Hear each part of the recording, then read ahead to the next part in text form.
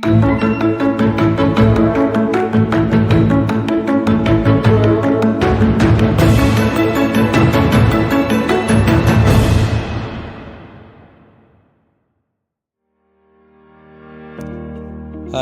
Assalamualaikum warahmatullahi wabarakatuh.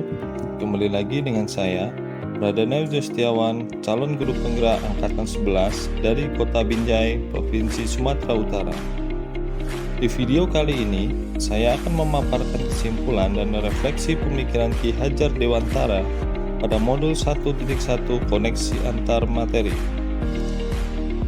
Pada dasarnya, pendidikan dan pengajaran tidaklah sama. Mengapa? Karena pengajaran adalah bagian dari pendidikan, sedangkan menurut Ki Hajar Dewantara, pengajaran adalah proses pendidikan dalam memberi ilmu untuk percakapan hidup anak secara lahir dan batin.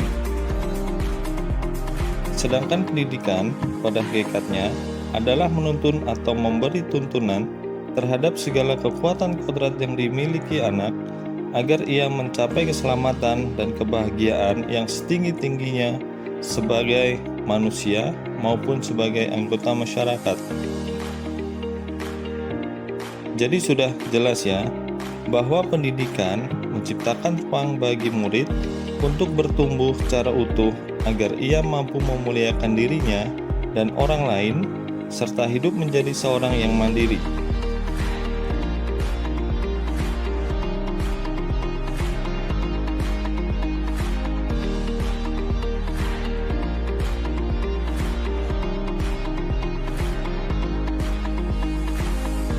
Sebelum mempelajari modul 1.1 tentang pemikiran Ki Hajar Dewantara, pembelajaran yang saya lakukan hanya sebatas transfer materi pelajaran saja. Saya menganggap bahwa ketuntasan dalam penyampaian materi jauh lebih penting daripada memahami karakteristik murid. Biasanya, saya hanya melihat nilai murid hanya dari aspek kognitif saja. Misalkan, ketika mereka sudah mampu mengerjakan soal penugasan dan asesmen yang saya berikan dan sudah mendapatkan nilai di atas KKM yang telah saya tentukan, saya menganggap bahwa mereka sudah berhasil dalam proses pembelajaran saya.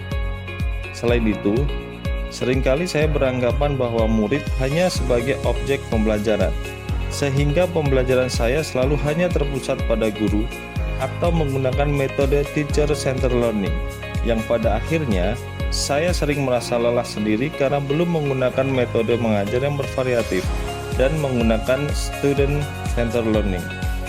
Sebelumnya, saya tidak memperdulikan apakah murid saya sudah benar-benar paham dari apa yang saya ajarkan atau tidak, karena fokus utama saya adalah lebih ke tercapaian materi, mengingat materi yang saya ajarkan cukup padat di tiap semesternya.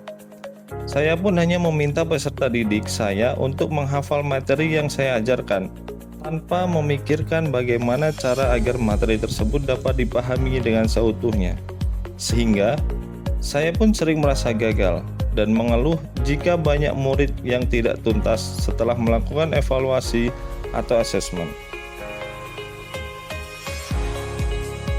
Namun, setelah mempelajari modul 1.1 tentang pemikiran Ki Hajar Dewantara, saya menyadari bahwa apa yang saya pikirkan dan saya lakukan selama ini tidak tepat.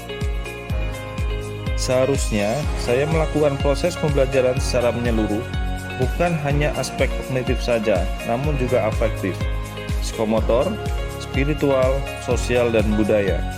Murid bukan sebagai objek pembelajaran, melainkan subjek pembelajaran.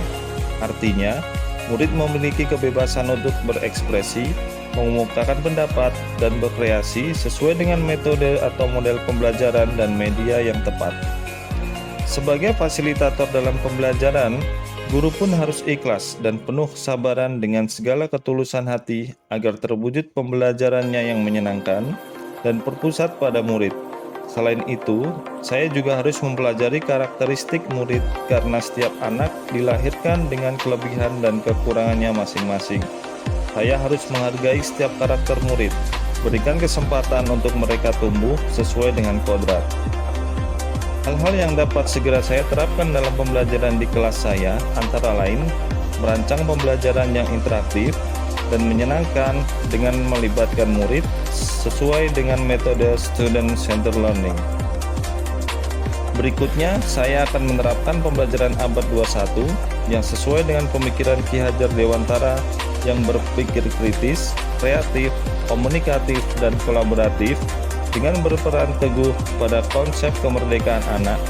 Pembelajaran tidak lagi menuntut, tapi menuntun, karena tugas guru adalah memberi tuntunan atau arahan yang baik kepada murid.